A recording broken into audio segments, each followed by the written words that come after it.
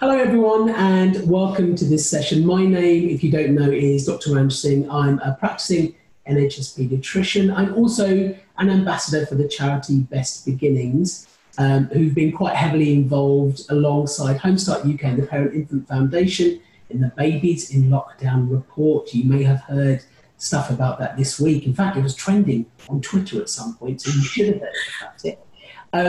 What this report shows, quite importantly and quite sadly, I suppose, in a way, is that the experiences of those children and their families were far from what they should have been.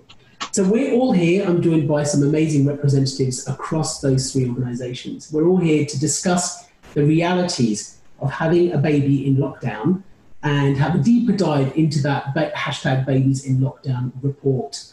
And you can go online, check out that hashtag.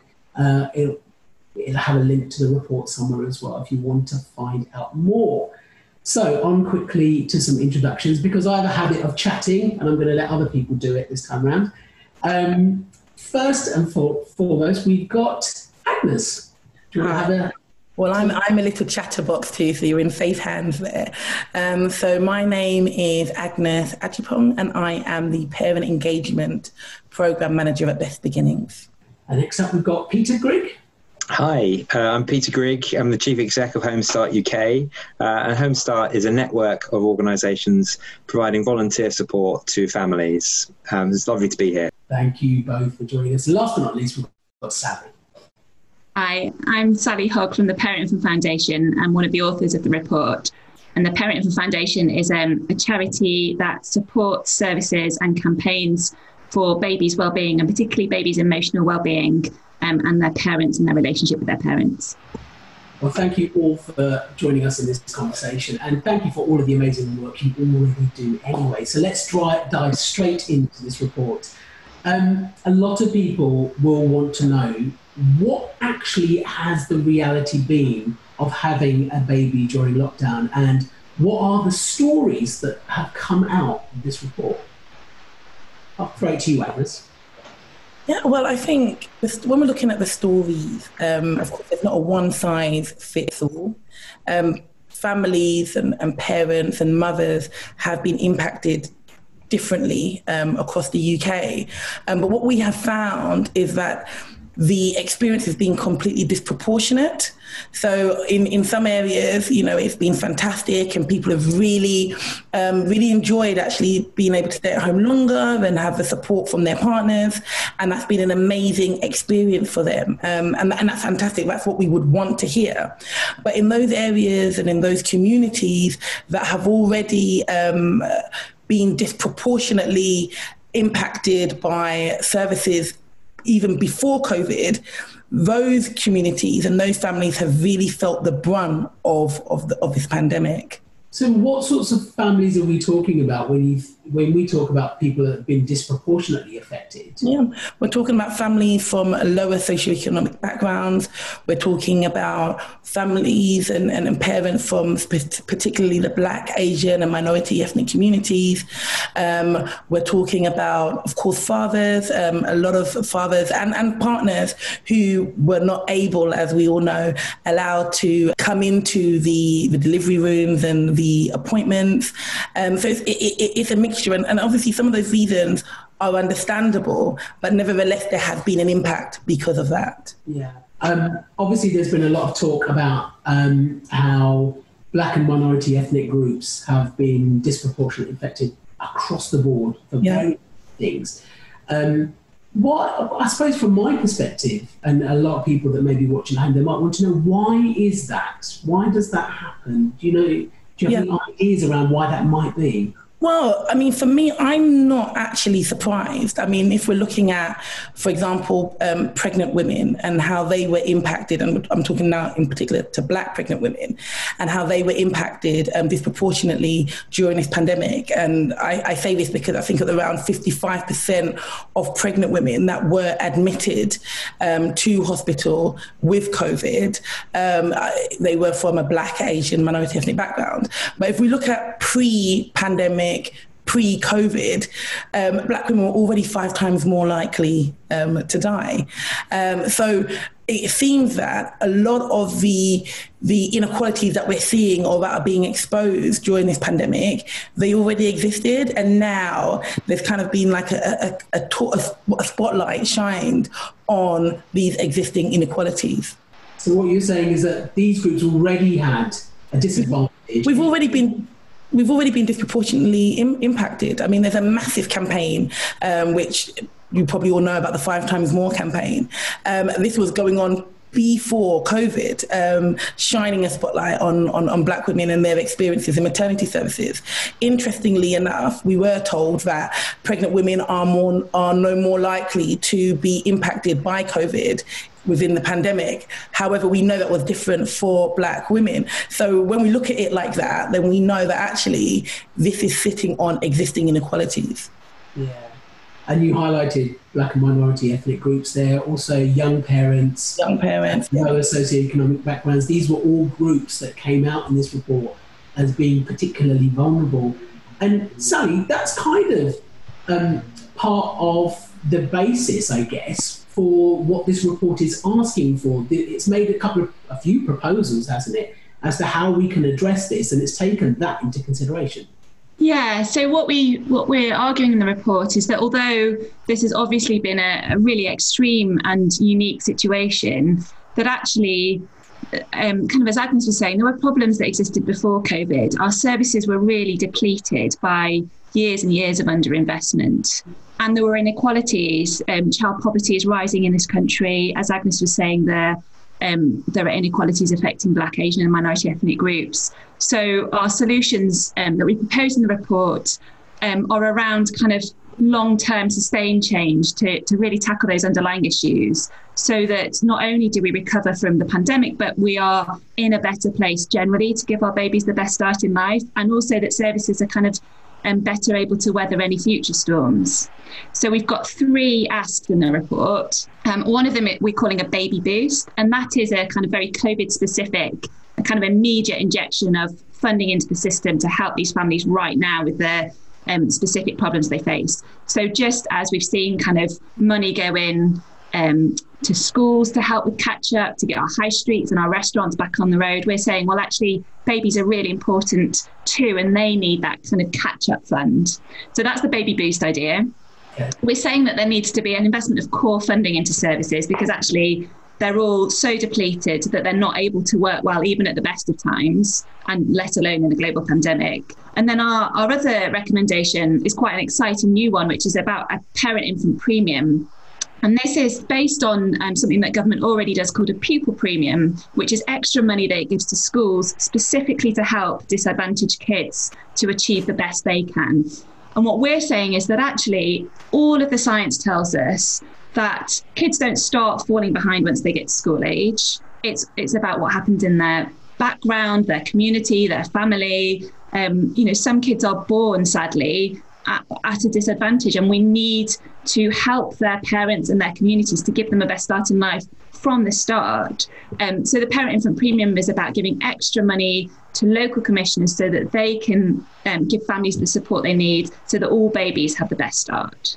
So you might want to really bolster health visiting, and also maybe put some money back into children's centres, or provide some really specialist intensive provision for families where there's quite a lot of trauma and difficulty. And it could be used in different ways, depending on any conversation with communities and families about what they feel that their children really need. How much money are we talking? Because people are always going to ask. Great, you've suggested all these wonderful initiatives, which is fantastic, but everything costs money. And at the moment, a lot of people would feel like there's not a great deal of money floating about, is there? Yeah, you're right. I mean, these are difficult times.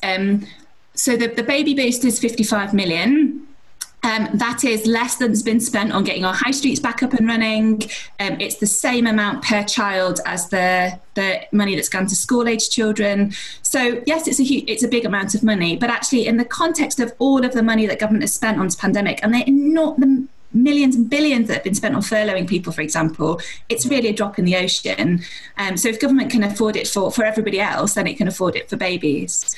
The parent-infant premium is £1,000 per disadvantaged for baby from a disadvantaged family. And again, that is a match of what the pupil premium is. So our argument really is one of equality. It's saying older kids are getting this money. Why aren't the youngest? Because actually the evidence shows us that it's when kids are little where money from the state can actually have its most difference. That kind of prevention it's not only better than cure and more ethical, it's actually cheaper. So, the money should be put into the younger kids. And at the moment, all the money is going into older children. And we're just arguing that babies need it as well. And so all of these pots of money, the COVID specific ones and the longer term pupil premium should all be stretched so that they exist for all children from birth or from pregnancy all the way up.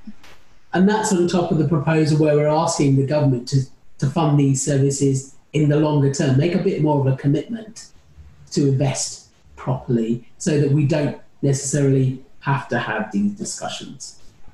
Yeah, exactly. I mean, we shouldn't be talking about, kids getting to school without kind of the basic skills they need to learn, or kids being kind of excluded from school or even from childcare, with 3 and 4. Those we shouldn't be having to spend money, but also those kids shouldn't be left in that position. We can do stuff with families earlier and give kids a good start rather than picking the pieces. And that's our argument generally in all 3 charities. That's kind of why we exist. Because a lot of people will be asking, why this cause? Like, why should we be channeling money in this direction? What's the big deal when there are so many other services? For example, cancers are getting missed. Other services of mental health, for instance, for everybody else is under huge pressure. Why is it so important that we pay the right attention to this group of people? Yes, of course we need to be tackling obesity and cancer now, but if we invest in the children of today, then we shouldn't have such a kind of burden of those diseases in 20, 30, 40 years' time. I want us to have a generation of children who are actually far more resilient and robust and healthier, so we don't have all of those long-term health conditions or to the same prevalence as we currently do. We can make this a lot better. Yeah, I remember someone used the term build back better, I think. Yeah.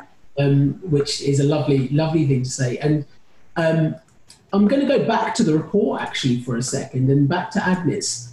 You mentioned one of the themes that came out was how partners weren't able to be with their delivering partners during labour and things like that. That was one of the things that came out in the pandemic. We know that was really, really difficult for a lot of people. There were various other themes as well, though, weren't there, that people were reporting? There was a variety of different themes, and the report is one part, but behind these reports, we have to remember these are people's stories and these are, their lives. There was a lady that I spoke with, and she, gave birth, and her partner had to leave 45 minutes afterwards. Fortunately, he was able to make it. But she, had quite a lot of stitches, and she was in pain. So for 2 days, she didn't get to have the support that she needed. Understandably, we understand why partners were not allowed. But while she was in hospital, she wasn't also able to get the care that she felt she deserved, because the midwives also needed to keep their kind of social distancing, So there she was, being told, oh, you can't do anything strenuous and you can't, bend down and so forth. But yet she wasn't given the adequate support within the hospital to support her within that. So she was there, for an example, when she left the ward, she had to pull her suitcase and all her belongings, and everybody was there watching her, but she had these stitches in place, and as she's walking, she's in immense pain, and so yes, on a theoretical and even on a practical level, there is an understanding as to why we do want to stop the spread of COVID and so forth. Of course we do, but then it's like, how do we navigate that space at the same time managing the very real needs of women who are in the hospital, who genuinely need help and support, and their lives depend on it? Yeah. I think it's one of the risks we run during a pandemic is that you become so blinkered and focused on the pandemic. Yeah. You forget all of the other things that are important as well. And we knew that pregnant women weren't at any increased risk. Yeah. We knew that children aren't really making up large numbers of people that suffer from COVID. And yet, because of blanket policies and the way they've been applied, they've been even more disadvantaged Exactly. than they would do, when actually the risk to them may not be that great. Exactly, and it's a one-size-fits-all. And where I've really been shocked, and I'm talking about this on a personal level, I'm a mum myself, I've got young children, so I speak to a lot of mums on a personal capacity, is the postnatal support. So yes, at least there has been talks from the government and from different bodies in regards to pregnant women. But then what happens when you have the baby? A lot of women, their babies have not seen a health visitor literally throughout the pandemic.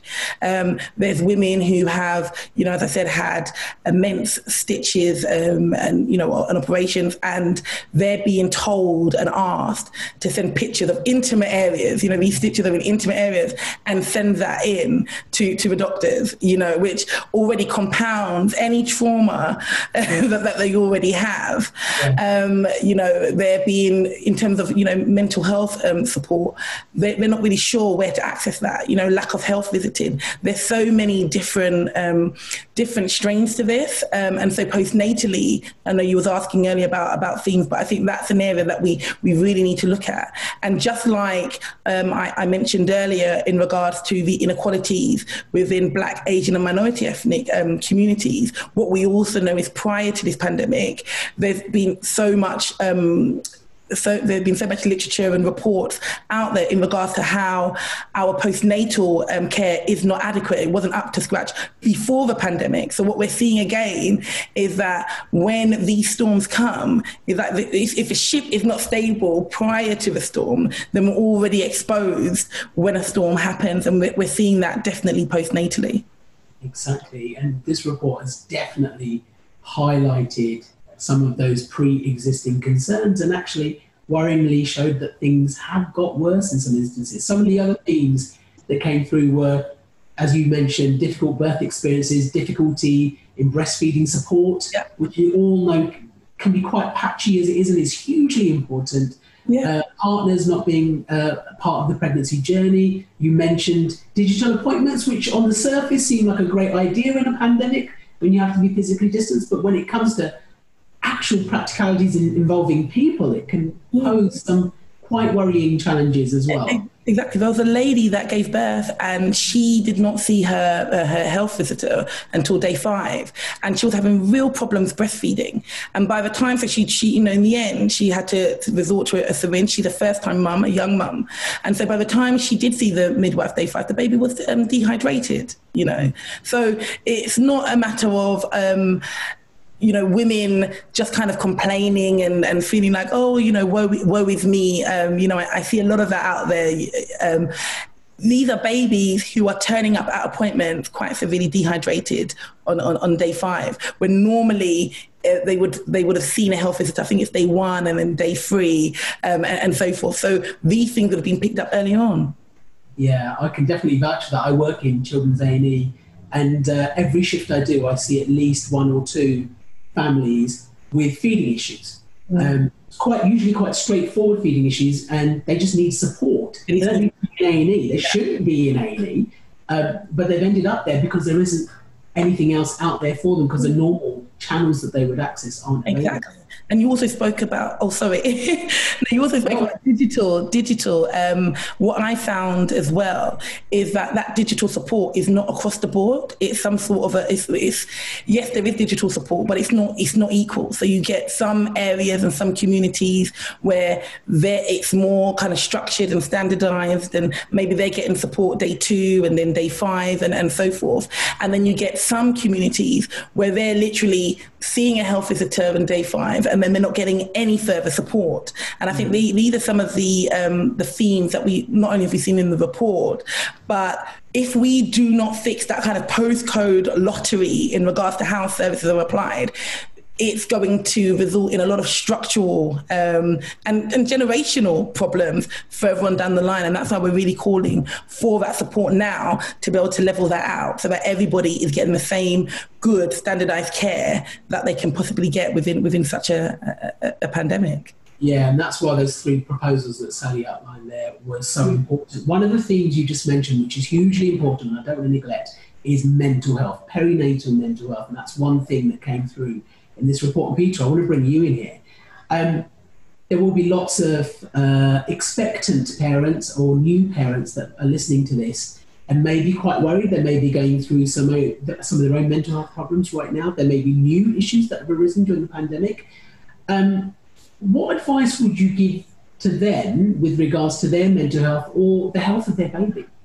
Yeah, I think the report clearly shows that obviously parents are anxious about COVID. I think that is, the whole world is anxious about COVID, but there's a particular anxiety that comes with, parents who are expecting babies and new babies, households with tiny children in their potentially first time parents. And, I think it's true to say that the needs of those parents and the needs of babies have been totally forgotten during this pandemic response. Very rarely do you hear anything being mentioned about babies, and it sort of feels like they've just been left to it, sort of left to look after themselves. At Home Start, we would typically, our volunteers would be able to get out there and home visit, and obviously you can't home visit when you're socially distancing. And so some of those early signs of mental health issues that might be there and prevalent in mothers, in fathers, and in the more general household, you could normally try and help by spotting the signs early if you're alongside, but obviously in these times it's been difficult to do that. And at the best of times, I think parents are find it quite difficult to raise their hand and say they need help. We have this sort of expectation that we've all got to do it on our own, and it's a parenting issue. You've just got to work your way through it. But actually, the more we learn about mental health issues, the more we know that actually asking for help is the first point, isn't it? It's the first thing you can do, is just recognize that there is a tremendous amount of stress and anxiety in being pregnant and expecting children and having children. That's there anyway, and it's very inevitable that a parent, a mother in particular, will feel that in their own mental health. So the first thing is to ask for help, recognize that there are stresses and strains on you as a person, and you need to ask for help. And I hope that for most parents there will be somebody around them, a friend or family member, that can help.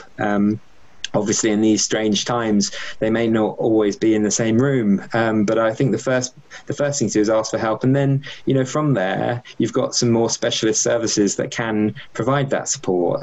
So whether it's an app like Baby Buddy, it has lots of tips and things that you can look at. If it's an organisation like Home Start, we provide volunteer support by digital means at the moment, but hopefully not forever, by digital means exclusively. So reach out for help, and if it's obviously more serious than that, and if there are sort of any concerns, then of course there are helplines. Childline is one if there's an issue with children, and Samaritans if there are more serious mental health concerns for adults. But there are sources of help. There's lots of good help online. But I think the first thing to recognise is this is a very natural time in a parent's life where there will be mental health stresses and strains. And, just to ask for help is not a weakness. In fact, it's a strength. And we'd encourage everyone to do that.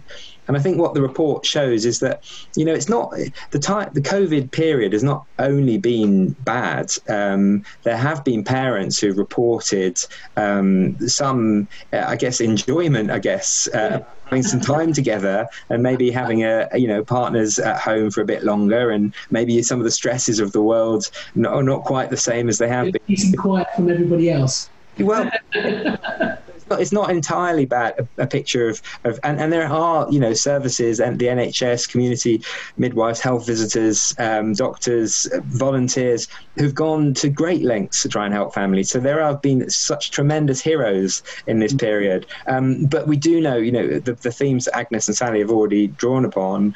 We know that the world was unequal before COVID. We know the experience of COVID has been unequal, and we know that the recovery period is going to be unequal. And so it's really important we get out there proactively to find and spot those early signs of mental health and other, effects of the trauma and adversity that may have been experienced during this period. And we need to do something about it now, which I hope some of our policy calls might help us do.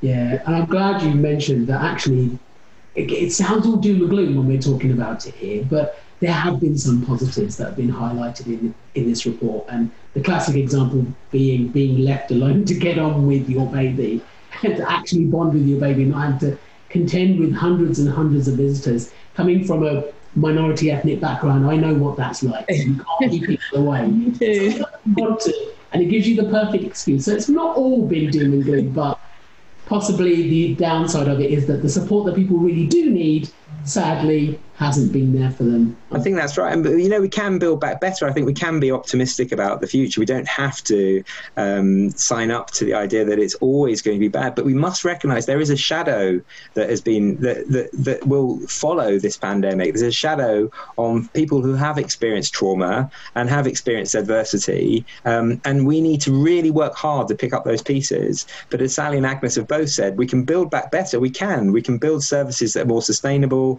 that target the more disadvantaged communities in different ways, and actually just give that boost to babies who've been born in this period, so we can avoid the idea that in 30 years' time we're talking about the COVID generation that was entirely a lost generation, and the time to act is now. Yeah, absolutely. And I'm glad you mentioned some of the places that people can go for help. There are lots and lots of helplines. There are lots of charities. There's lots of online spaces that people can go.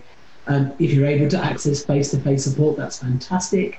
The Baby Buddy app, which Best Beginnings has created, has a built-in 24/7 Baby Buddy crisis messenger for parents in emotional distress, so you can use that.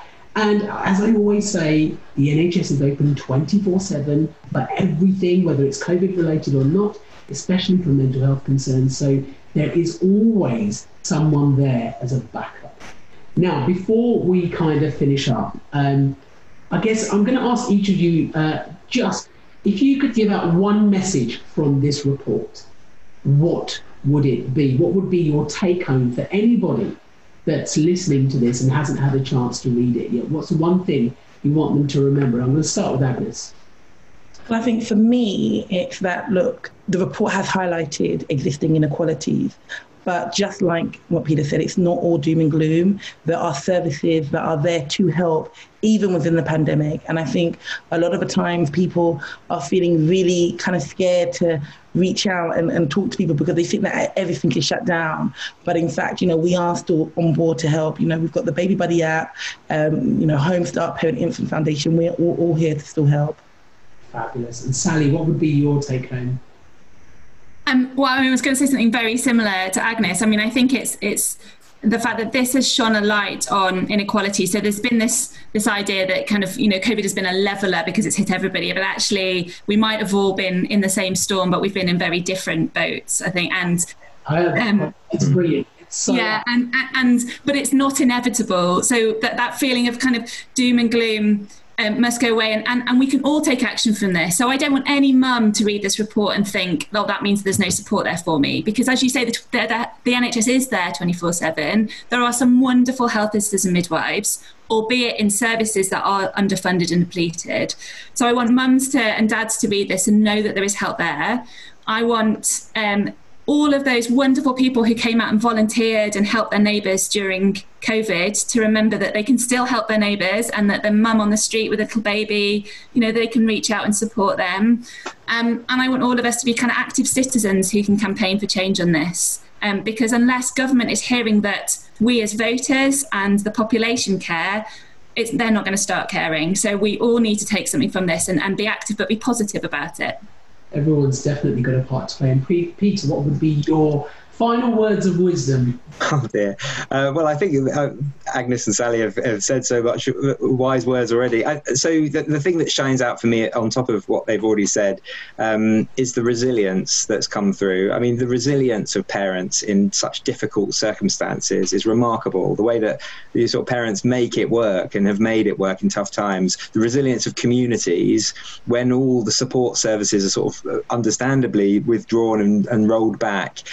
It's communities have stepped up and helped out, and I think it's that resilience that gives me hope that actually it's not been fair, it's not been equal, it's not been right that all these support services and all the maternity leave was meant to be a fun experience, not one of grief and loss and anxiety. You know, this is meant to have been a really special time for parents, and so you know we know that there's a lot of grief, there's loss, there's anxiety that is yet to come, but the resilience that we've seen in parents, in families, and communities, I think, is there to be invested in now, and really to make be as sustainable as possible into the future, with hopefully with some investment around that to make that work. And I think with all that in mind, we can build back better, and we can build a society that doesn't forget babies. And let's hope that second waves and third waves and fourth waves and anything else isn't part of our new normal. But if they are, and if we do have to cope with something like this again, let's remember babies, and let's make this a better experience for new and expectant parents in the future.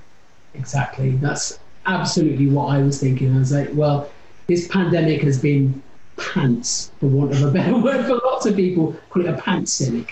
And let's not forget the most vulnerable in society. And whilst we've asked governments and the authorities and the powers that be to do something a bit more concrete and a bit more structured, and put funding and services in place, there is still stuff that we all as a community, as society, as people can do, little things to help out each other, and those things really, really do count. And on that word, I am going to thank you all so much for joining this conversation. Agnes from Best Beginnings, Sally from Parent Infant Foundation, and Peter from Home Start UK. Thank you for being a part of this report and making it happen.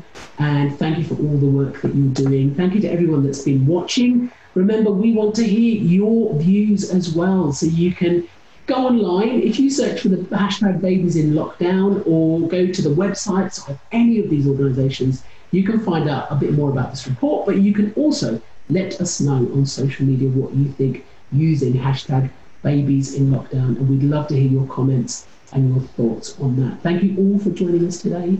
I hope you all have a lovely rest of your day and rest of your week, depending on when you're watching this. And yeah, don't forget about the babies. Thank you. Thank you, Ranj. Thank you. Thank you. Thanks.